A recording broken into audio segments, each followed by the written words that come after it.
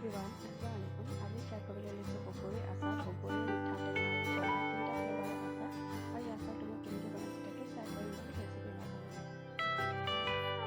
বগৰী আচাৰ বনাবৰ কাৰণে ল'ব লাগিব বগৰী, আৰু মই বগৰীটো কেঁচা পকা দুটা ধৰণে বগৰীয়ে লৈছোঁ। কাৰণ অকল পকা বগৰী বুলিয়ে নহয়, কেঁচা বগৰীৰো আচাৰ টেষ্টিয়ে হয়। কাৰণ কিয় এইটো বগৰী মই গেছত বনাইছোঁ, কোনো ধৰণৰ মানে কি মই ৰ'দত শুকুৱাই পেলাই বনোৱা নাই। তো গেছত বনাইছোঁ যিহেতু সেইকাৰণে কেঁচা বগৰীও ইউজ কৰিছোঁ। তো এতিয়া বগৰীখিনি লৈ পেলাই মই ধুই মেলি ল'ম আৰু ক'লা ক'লা ঠাৰিখিনি গুচাই ল'ম। যিখিনি ক'লা ক'লা কিছুমান দাগ থাকে সেইবোৰ গুচাই মেলি পেলাই ভালকৈ ধুই মেলি ল'ম। এতিয়া বগৰীৰ কাৰণে আচাৰৰ মছলাখিনি ৰেডি কৰিব লাগিব, সেইটো কাৰণে আচাৰৰ মছলা লৈ ল'ম।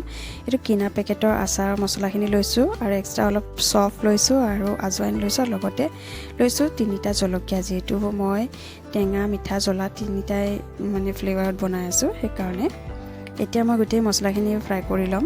অলপ অলপ যেতিয়া ফুটি আহিব এটা দুটাকৈ, তেতিয়া মই এইখিনি নমাই দিম।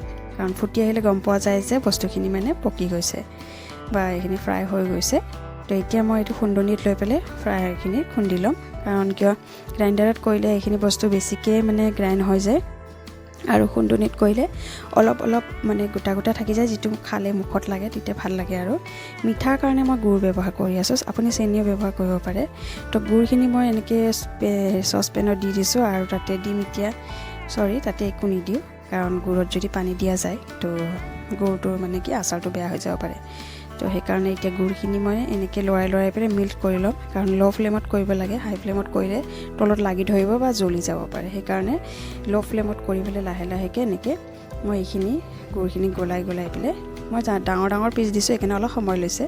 আপুনি যদি গুড়ি কৰি দিয়ে তো সোনকালে হৈ যাব।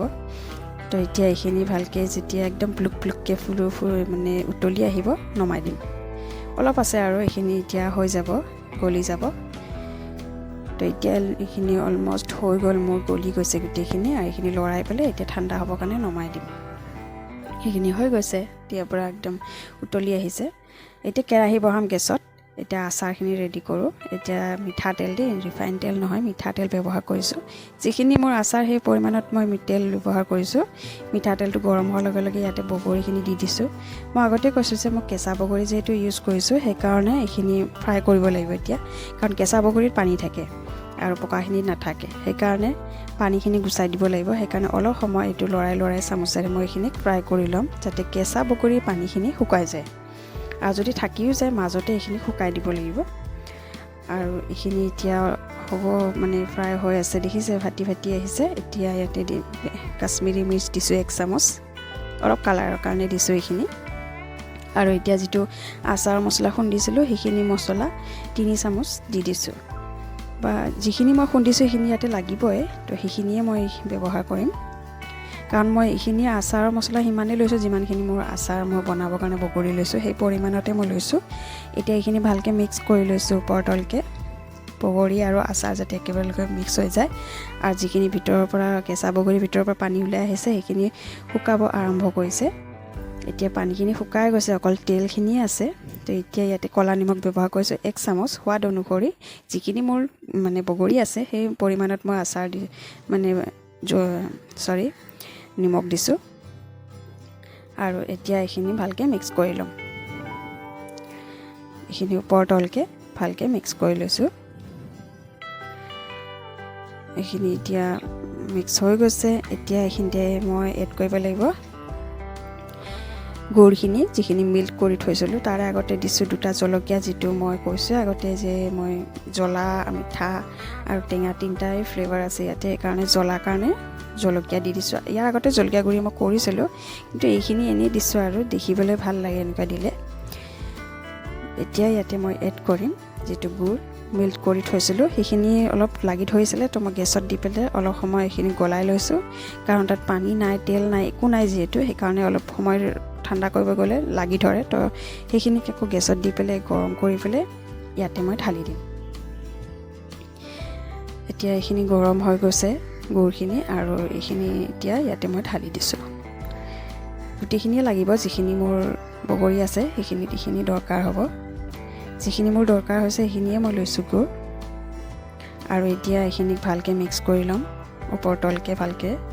মিক্স কৰি পেলাই অলপ সময় পকাই লওঁ এনেকৈ বনালে কি হয় এতিয়া ঠাণ্ডাৰ বতৰ হয় যিহেতু ৰ'দ নাই ৰ'দ নোহোৱা বতৰত এনেকৈ বনাই পেলাই খাব পাৰি সেইকাৰণে আৰু ঠাণ্ডাৰ দিন হয় ৰ'দ ওলাবলৈ নাই এতিয়াতো গুৱাহাটীখন একেবাৰে মানে বৰষুণ হৈ আছে সেইকাৰণে ৰ'দ দেখিবলৈ নাই তো সেইকাৰণে এনেকুৱা আচাৰ বনালে কি হয় বেয়াও নহয় আৰু তাতে আপুনি খাবও পাৰে ঘৰত ৰ'দ নোহোৱাকৈ এনেকুৱা আচাৰটো পকি যায় তো এতিয়া এইখিনি ভালকৈ লৰাই লৈছোঁ এইটো অলমষ্ট পকিব হৈছে যিখিনি কেঁচা বগৰীৰ পানী আছিলে সেইখিনিও ভালকৈ শুকাই গৈছে এতিয়া একদম উতলি আহিছে এতিয়া অলপ পাছত গেছটো নমাই দিম যে ধুনীয়া এটা কালাৰো আহি গৈছে কাৰণ দুটা যিটো বগৰী ইউজ কৰিছোঁ কেঁচা বগৰীও মানে কেঁচা বগৰী কালাৰ হৈ থকা নাই পকা বগৰী কালাৰত আহি গৈছে এতিয়া দেখিছে গেছটো নমাই দিছোঁ চামুচেৰে উঠাই পেলাই মই দেখুৱাইছোঁ ইমান ধুনীয়া এটা কালাৰ আহি গৈছে গুড় দিয়াৰ কাৰণেও এটা কালাৰ আহে আৰু যিটো কেঁচা পকা বগৰী মিক্স কৰি বনালেও এটা ধুনীয়া কালাৰ আহে